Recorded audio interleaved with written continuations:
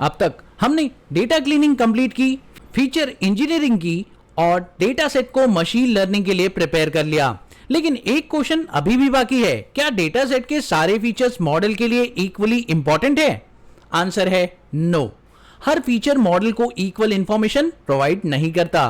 कुछ features target variable को बहुत स्ट्रांगली इफेक्ट करते हैं और कुछ फीचर का तो कंट्रीब्यूशन ही बहुत कम हो जाता है। इसलिए मशीन लर्निंग में अगला इंपॉर्टेंट स्टेप होता है फीचर का सिलेक्शन। इस सेक्शन में हम स्टैटिस्टिकल मेथड का यूज करके आइडेंटिफाई करेंगे कि कौन सा फीचर मॉडल्स के लिए सबसे ज्यादा यूजफुल है और किन फीचर को रिमूव किया जा सकता है। न्यूमेरिकल फीचर्स का रिलेशनशिप टारगेट वेरिएबल के साथ चेक करेंगे। हमारा टारगेट वेरिएबल है चार्जेस। अब हम देखेंगे कि एज, बीएमआई, चिल्ड्रन और बाकी न्यूमेरिकल फीचर्स में कौन सा फीचर इंश्योरेंस चार्जेस को सबसे ज्यादा इन्फ्लुएंस करता है। तो इसके लिए सबसे पहले आप यहां पर एक लाइब्रेरी इंपोर्ट करेंगे और वो है scipy.stats और स्टैट्स यहां पर स्टैटिस्टिक्स का यूज होगा। तो चलिए हम लोग स्टैटिस्टिक्स का पियर्सन मेथड यूज करने वाले हैं। अब ये क्या करता है, अभी आपको घबराने की बिल्कुल भी जरूरत नहीं है। तो दोस्तों आप देख सकते हैं यहां पर पियर्सन कोरिलेशन दो न्यूमेरिकल वेरिएबल्स के बीच में लीनियर रिलेशनशिप मेजर करता है। अब इसके लिए सबसे पहले हमें यह देखना होगा हमारे पास डेटा फ्रेम में कॉलम कौन से हैं। तो हमारे पास डीएफ क्लीन डेटा है और उसके अंदर हम कॉलम्स को एक बार चेक कर लेते हैं। सो ये हैं वो सारे कॉलम्स। अब इन कॉलम में से हम आइडेंटिफाई करेंगे कि कौन सा फीचर मॉडल के लिए ज्यादा इंपॉर्टेंट है। तो इसके लिए हम सबसे पहले सिलेक्ट करेंगे फीचर्स को। कैसे, चलिए मैं आपको बताता हूं। तो इसके लिए हम क्या करने वाले हैं, सबसे पहले हम एक वेरिएबल क्रिएट करेंगे सिलेक्टेड फीचर्स का और इस वेरिएबल के अंदर हम उन सभी कॉलम्स को डाल देंगे। इसका कोरिलेशन निकालने के लिए एक नया वेरिएबल हम बनाएंगे जिसका नाम रहेगा कोरिलेशंस और वहां पर हम कर्ली ब्रैकेट में लिखेंगे ये सिंपल सी लाइन। अब इस लाइन का मीनिंग क्या है अभी आपको नहीं समझ में आ रहा, कोई बात नहीं, मैं आपको अभी समझा दूंगा। अब हम एक एक फीचर्स को चार्जेस के साथ कंपेयर करेंगे। पियर्सन कोरिलेशन की वैल्यू हमें बताएगी कि फीचर और टारगेट वेरिएबल के बीच रिलेशनशिप कितना स्ट्रांग है। यहां हम डिक्शनरी कॉम्प्रिहेंशन यूज कर रहे हैं जिससे एक ही बार में सारे फीचर्स पर कोरिलेशन कैलकुलेट हो जाएगा और पियर्सन दो वैल्यूज रिटर्न करता है, पहली कोरिलेशन कोफिशिएंट और दूसरी पी वैल्यू। फिलहाल हमें सिर्फ कोरिलेशन कोफिशिएंट चाहिए इसलिए जीरो इंडेक्स यूज किया गया है और अगर आपको यहां पर पी वैल्यू भी चाहिए होती तो आप यहां पर 1 भी लिखते। और समझिए दोस्तों यहां पर ये जो आगे की साइड लिखा हुआ है this is the true value. क्यों, आपको मैं बता रहा हूं कि फीचर्स के अंदर फॉर लूप का इस्तेमाल किया गया है। अगर आपके सिलेक्टेड फीचर्स इस फीचर वाले डेटा के अंदर आ चुके हैं तो बस इस फीचर वाले डेटा पर आप कोरिलेशन लगा सकते हैं, वो भी एक साथ लूप में। समझ रहे हैं मेरी बात? तो बहुत ही सिंपल है। अगर आपने फॉर लूप यूज किया है दोस्तों, फॉर लूप के अंदर डिक्शनरी कॉम्प्रिहेंशन कैसे यूज होता है ये आप समझना चाहते हैं तो बड़ा सिंपल सा फंडा है। मान लीजिए आपने फॉर लूप का इस्तेमाल किया और फॉर लूप में आपने फीचर्स को रख दिया, एक वेरिएबल क्रिएट किया फॉर लूप का जो कि है फीचर और उसके अंदर अपने सारे के सारे सिलेक्टेड फीचर्स रख दिए जो कि आपके पास थे। अब आप चाहते हैं कि ये सारे के सारे सिलेक्टेड फीचर्स के ऊपर एक मेथड चल जाए तो बस आपको करना क्या है, इसे नेक्स्ट लाइन में लिखने के बजाय आप सेम लाइन में लिख सकते हैं। होता यह है कि आप इसे रन करते हैं और नेक्स्ट लाइन में आप वो को लिखते हैं, ये वाली लाइन ऑपरेट करते हैं। अगर आप इस तरीके से यूज करते हैं तो ये भी हो सकता है। देखिए यहां पर मैंने इस तरीके से यूज किया, ये भी रन कर जाएगा, इट्स गुड। बट आप इसे एक लाइन में यूज करना चाहते हैं और ऐसा इसलिए बिकॉज इसे एक वेरिएबल देना चाहते हैं आप कोरिलेशन नाम का। तो आप देख सकते हैं ये ऑपरेशन और ये ऑपरेशन दोनों ही सेम है। अगर आप इसे और इसका सीधा सा उदाहरण अगर मैं आपको दूं इफ से समझ सकते हैं। चलिए मैं आपको एक सिंपल एग्जांपल दे देता हूं। फॉर एग्जांपल आप लोग इफ फंक्शन यूज करते हैं और इफ फंक्शन में आप लिखते हैं 5 इज लेस देन, अगर ऐसा है तो ट्रू दिखाओ, तो यहां पर आप ट्रू वैल्यू लिख दीजिए और अगर ऐसा नहीं है तो आप इसकी फॉल्स वैल्यू यहां लिख सकते हैं। फॉल्स वैल्यू यहां पे लिख दी और ट्रू वैल्यू आगे की साइड लिख दी। इसी को आप इफ के अंदर कंडीशनल कॉलम के अंदर लिस्ट कॉम्प्रिहेंशन का यूज करते हैं। यहां पे आप लिख दीजिए फॉल्स। तो अब आप चेक करें तो इस मेथड में आपने किया क्या, एक ही लाइन में अपना इफ फंक्शन कंप्लीट कर दिया। इसी को आप लिस्ट कॉम्प्रिहेंशन बोल सकते हैं, जिसमें आपने कंडीशन को बीच में रखा, अपनी ट्रू वैल्यू को आगे रख दिया और फॉल्स वैल्यू को पीछे की साइड बता दिया। That's it. और यही मेथड, यही फंडा आपने यहां पे भी यूज किया है। देखिए, आप लोगों ने अपने ट्रू फीचर्स को आगे रखा, अपना कंडीशन यहां पे डाल दिया और अपना फॉल्स फीचर यहां पे रखा, है ना, सेम फंडा। तो बस इस फीचर से डेटा स्टोर हुआ इसके अंदर।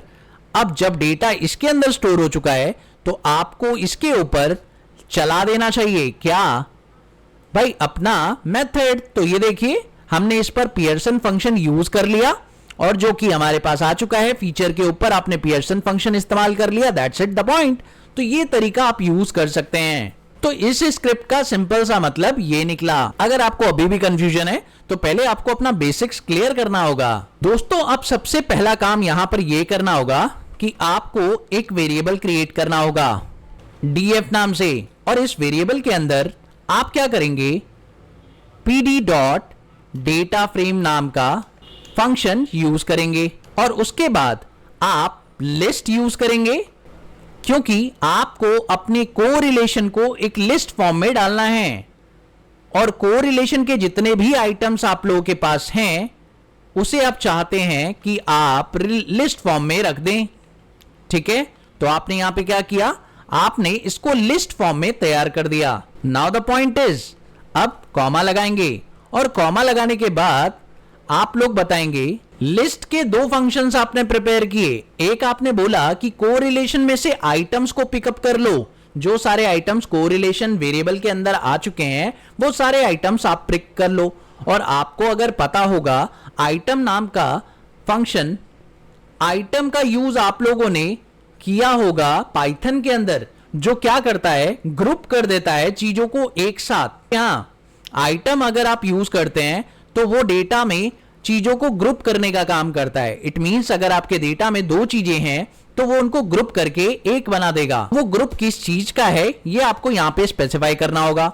तो यहां पर आपने स्पेसिफाई किया, द ग्रुप इज लाइक, पहला कॉलम जो क्रिएट होने वाला है उसमें वो फीचर का है और दूसरा कॉलम जो क्रिएट होने वाला है उसमें वो है पियर्सन कोरिलेशन का, जिसको आप ग्रुप करके बनाने वाले हैं। तो नए कॉलम्स क्या बनने वाले हैं उनका नाम आपने बता दिया, सारे आइटम्स आपने रख दिए और उनके हेडर का नाम आपने स्पेसिफाई कर दिया। क्योंकि डेटा फ्रेम में सबसे पहले डेटा आता है, डेटा आने के बाद उसका हेडर डिसाइड होता है।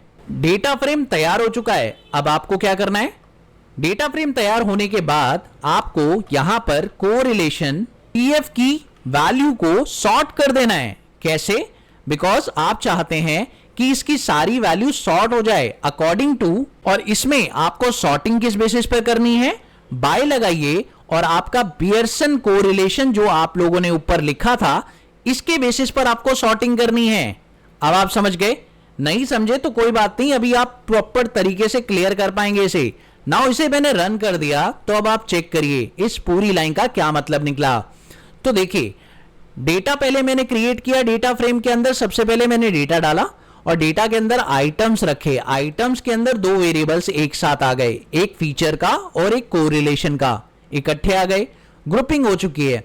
अब आपने क्या किया, उस डेटा के अंदर जो ये दो कॉलम्स आपके एक साथ आ रहे थे इनको एक हेडर दे दिया। हेडर नाम यानी कॉलम का नाम क्या रहना चाहिए भाई, एक फीचर रहना चाहिए और दूसरे कॉलम का नाम पियर्सन कोरिलेशन रहना चाहिए।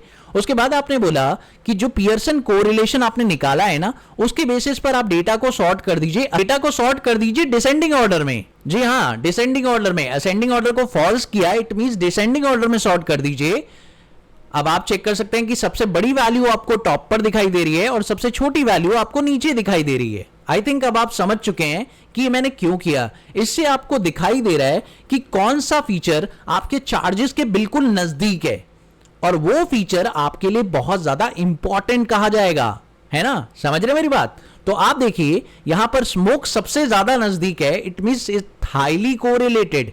ए थोड़ा और नजदीक है कह सकते हैं, तो ये भी एक हाईली कोरिलेटेड है। बीएमआई थोड़ा दूर है तो ये रिलेटेड है, ये भी रिलेटेड है। बट अगर मैं कहूं कि नीचे ओवरवेट वाला सेक्शन, ये बिल्कुल रिलेटेड ही नहीं है, इसलिए इस फीचर को हमें क्या कर देना चाहिए, ड्रॉप कर देना चाहिए। समझ रहे मेरी बात? हमने सॉर्ट किया, सॉर्ट करने के बाद हमने देखा कि चार्जेस के कंपैरिजन में कौन सा डेटा ज्यादा कोरिलेटेड है आपके चार्जेस के साथ। तो अब आप चेक कर सकते हैं कि स्मोकर सबसे ज्यादा इंपैक्ट डाल रहा है आपके चार्जेस को, इसलिए वो हाईली कोरिलेटेड डेटा कहा जाएगा। तो चलिए इसके बारे में थोड़ा सा समझ लेते हैं प्रॉपर तरीके से। अब सबसे हाईली कोरिलेटेड फीचर सबसे ऊपर आ गया है और सबसे वीक फीचर नीचे दिखाई देगा। समझ गए मेरी बात? तो हाईली कोरिलेटेड स्मोकर है और सबसे कम कोरिलेटेड सबसे नीचे यानी बीएमआई कैटेगरी ओवरवेट वाला कॉलम है। समझ गए? तो अब आपको यह तो पता चल गया कि कौन सा डेटा कोरिलेटेड है, कौन सा नहीं है। पूरी बात से आपको पता क्या लगाना है, तो चलिए एक बार पता लगा लेते हैं। अब आउटपुट को एनालाइज करते हैं। सबसे पहले चार्जेस की वैल्यू 1 आई हुई है। ये ऑब्वियस सी बात है क्योंकि कोई भी वेरिएबल खुद के साथ 100% कोरिलेटेड होता है। उसके बाद सबसे इंपॉर्टेंट फीचर दिख रहा है स्मोकर, जो कि लगभग 0.78 है। इसका मतलब स्मोकिंग स्टेटस इंश्योरेंस चार्जेस को काफी स्ट्रांगली इन्फ्लुएंस करता है। एज की बात करें तो लगभग 0.29 है। ये मॉडरेट पॉजिटिव रिलेशनशिप शो करता है। बीएमआई और बीएमआई कैटेगरी ऑब्वियस का कोरिलेशन भी पॉजिटिव है। चिल्ड्रन और रीजन का कोरिलेशन कंपैरेटिवली काफी जो है कम है। समझ गए? तो इट मींस अब आप क्या फैसला करते हैं, तो इससे आपको डिसीजन लेना है। तो चलिए एक बार डिसीजन की बात कर लेते हैं। पियर्सन कोरिलेशन की वैल्यू हमेशा -1 से +1 के बीच होती है। अगर वैल्यू +1 के पास होती है तो वो स्ट्रांगली पॉजिटिव कोरिलेशन होता है। अगर वैल्यू -1 के पास होती है तो स्ट्रांगली नेगेटिव कोरिलेशन माना जाता है। और अगर वैल्यू 0 के पास हो तो रिलेशनशिप बहुत वीक माना जाता है। लेकिन एक इंपॉर्टेंट बात याद रखिएगा, सिर्फ कोरिलेशन देखकर कभी भी फीचर रिमूव नहीं करना चाहिए। कई बार कोई फीचर इंडिविजुअली वीक होता है लेकिन दूसरे फीचर के साथ कंबाइन होकर मॉडल की एक्यूरेसी इंप्रूव कर सकता है। मान लीजिए कि बीएमआई का कोरिलेशन 0.19 है। आप सोच सकते हैं कि इसे रिमूव कर देना चाहिए, लेकिन हो सकता है कि एज बीएमआई दोनों को साथ यूज करने पर मॉडल की एक्यूरेसी और इंप्रूव हो जाए। इसी वजह से फीचर सिलेक्शन सिर्फ स्टैटिस्टिक्स नहीं बल्कि एक्सपेरिमेंटेशन का भी प्रोसेस है। समझ गए मेरी बात? अब जैसे यहां पर रीजन नॉर्थ वेस्ट और रीजन साउथ वेस्ट का कोरिलेशन काफी कम दिख रहा है। ये फीचर रिमूव किए जा सकते हैं, लेकिन फाइनल डिसीजन हम मॉडल परफॉर्मेंस देखकर ही लेंगे। क्लियर? चलिए, अब तक हम पियर्सन कोरिलेशन यूज कर रहे थे, लेकिन पियर्सन सिर्फ न्यूमेरिकल फीचर्स के लिए सुटेबल है। हमारे पास कुछ कैटेगरिकल फीचर्स भी हैं, जैसे जेंडर, स्मोकर और रीजन। इन कैटेगरिकल फीचर्स के लिए हम एक और स्टैटिस्टिकल टेक्निक यूज कर सकते हैं, जिसे हम काई स्क्वायर टेस्ट बोलते हैं। तो चलिए एक बार काई स्क्वायर टेस्ट से इन स्टैटिस्टिकल फीचर्स को भी एनालाइज कर लेते हैं। तो अगर आप देखें तो मैंने सारे के सारे कैटेगरिकल फीचर्स यहां पे रख दिए हैं। ध्यान दीजिए, एज और बीएमआई यहां इंक्लूड नहीं किए गए हैं क्योंकि वो कंटिन्यूअस न्यूमेरिकल वेरिएबल हैं। काई स्क्वायर कैटेगरिकल वेरिएबल्स को यूज करता है। तो अब इसके आगे का पार्ट आप नेक्स्ट वीडियो में देख पाएंगे। तो चलिए मिलते हैं अगली वीडियो में एक और नए कंटेंट के साथ। तब तक के लिए देखते रहिए, सीखते रहिए द कोडर अभी।